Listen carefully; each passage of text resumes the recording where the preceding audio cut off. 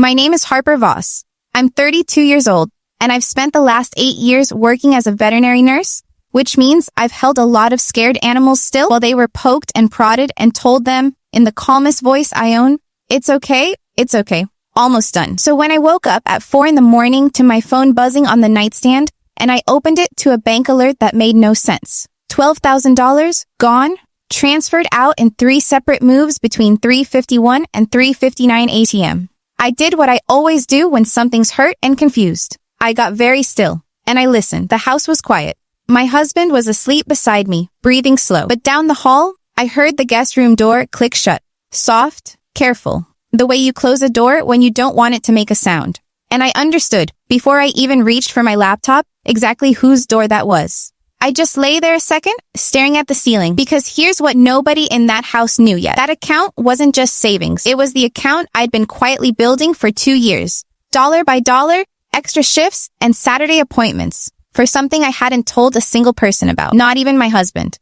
And in 8 minutes, someone had emptied it down to $14 and thought I'd never notice until morning. What happened over the following week, one conversation at a time, until all 3 of us finally sat at that table together with one piece of proof I never told either of them I had, is still something we don't talk about lightly. Welcome back to Secret Story Hub, where quiet women stop staying quiet, and the truth always finds its way to the table.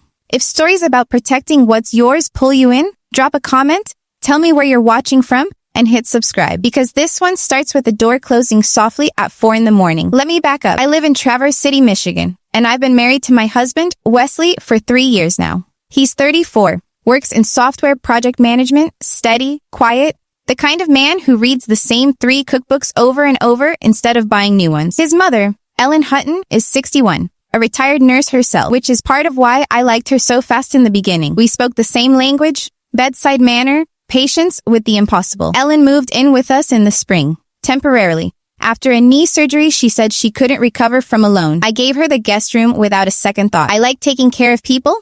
It's the whole reason I do what I do for a living. The first small thing I noticed was my grocery budget running short 2 weeks running. No real reason for it. Then a $20 bill missing from the jar I keep for the farmer's market. Small things. The kind of things you talk yourself out of noticing because the alternative is uncomfortable. And because she was Wesley's mother, recovering, in my house, eating dinner across from me every single night, with a smile that never once slipped. I told myself I was imagining it. I was not imagining it. By 6 that morning, I hadn't slept another minute. I sat at the kitchen table with my laptop open, going through the transfer history the way I go through a chart before I trust it. 3 transfers. All to a new external account I didn't recognize. Opened according to the confirmation email still sitting in my own inbox, using my name and my social security number. 4 days earlier, someone hadn't just moved my money.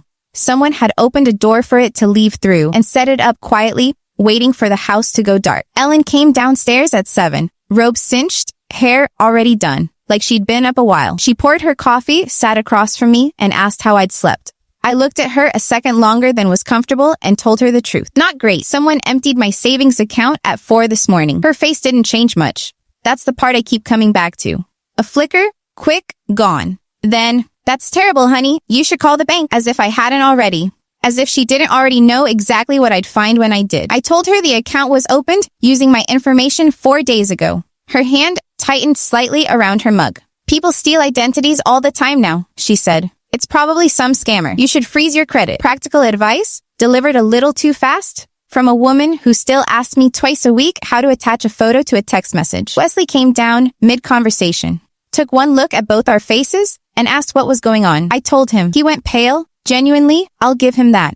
And immediately started asking the right questions. Who, how, when, and for 1 second, I thought we were on the same page. Then Ellen said, gently, hand on his arm, I hope you're not thinking what I think you're thinking, and something in his face closed like a hand. Mom wouldn't do that, he said. Not a question. A door shutting. I didn't argue. I've learned that arguing with a closed door just bruises your knuckles. Instead, I called my bank's fraud line from the porch, out of everyone's hearing, and asked for something specific. The IP address the new account had been accessed from. It took 2 days and more patience than I usually have, but I got it. It traced straight back to our home Wi-Fi. Not a stranger's laptop somewhere else. Ours. This house. I didn't tell Wesley yet. I needed one more piece before I did. because I know what happens when you bring someone a half-finished case. They find the one hole in it and live there for a month. That night, lying awake, I thought about the account itself, what it was actually for, and understood for the first time that whoever did this hadn't just taken my money. If they'd looked closely enough to find that account, they'd found out what I'd been saving it for. And that changed everything about how careful I needed to be next. If you've ever had someone in your own family look you dead in the eye and lie, tell me in the comments. I read everyone. The proof came from the fraud investigator 2 days later, a woman named Carla who talked in flat, careful sentences, the kind I use myself when I'm telling a pet owner something they don't want to hear. The device that opened the new account and made the transfers had logged in using a saved password, autofilled, on a tablet registered to an email ending in the same last name as my husband's. Not mine, Ellen's. I sat with that a long moment before telling anyone, because here's the thing, nobody tells you about catching someone you love in a lie. It doesn't feel like winning. It feels like standing in a room watching the floor you'd been walking on turn out to be painted plywood the whole time. That $12,000 wasn't just savings to me. 8 years ago, my mother worked double shifts at a diner in Grand Rapids to help me through vet tech school. And every year since, on the anniversary of the day she passed, I put money into that account for one reason.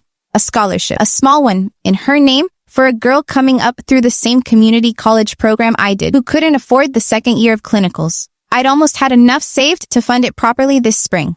I hadn't told Wesley because I wanted it to be a surprise, with her name on a little plaque. Ellen didn't know any of that. She just knew there was money sitting quiet in an account nobody was watching closely. When I finally asked her straight out, phone records in my hand, she didn't cry or deny it the way I expected. She sat down at the table and said, I was going to pay it back before you even noticed the difference. Her son, my husband's older brother Grant, who I'd met exactly twice, had gotten behind on a business loan out in Ohio, and the bank was 3 weeks from taking the small auto shop he'd sunk everything into. Ellen had already given him what savings she had. This was the rest of it. He's my son, she said, like that explained the math. You'll understand when you have your own. I want to be honest about the moment right after that, because it's the one I'm least proud of. Some small, tired part of me almost let it go right there at the table. Almost said, it's family. It's fine. We'll figure out the money later.